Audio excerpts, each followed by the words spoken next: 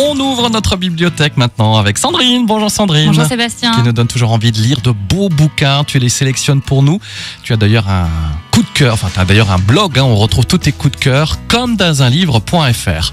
Aujourd'hui, un sujet un peu triste quand même, je trouve. Ouais, j'avais promis quelque chose de plus joyeux par rapport à la semaine dernière et en fait non. Bon, écoute, après c'est peut-être aussi lié à l'actualité. Puis voilà, la vie n'est pas toujours belle non plus. Alors, ne m'oublie pas quand les souvenirs sont plus forts que tout. Oui, on parle beaucoup des journées du patrimoine qui ont lieu ce week-end, mais le 21 septembre, c'est aussi la journée mondiale Alzheimer. Et c'est l'occasion de s'informer sur la maladie et de briser les idées reçues. Et dans ce but, je vous présente aujourd'hui une bande dessinée qui s'intitule donc Ne m'oublie pas et qui est signée Alix Garin. On y suit Clémence, une jeune femme triste à l'idée de voir sa grand-mère Marie-Louise souffrir de la maladie d'Alzheimer.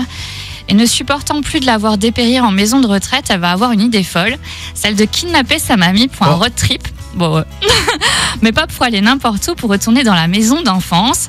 Séquence émotion garantie. C'est dur de ne pas rester une main face à la situation vécue par la grand-mère en EHPAD, de ne pas penser comme Clémence et de chercher une solution alternative.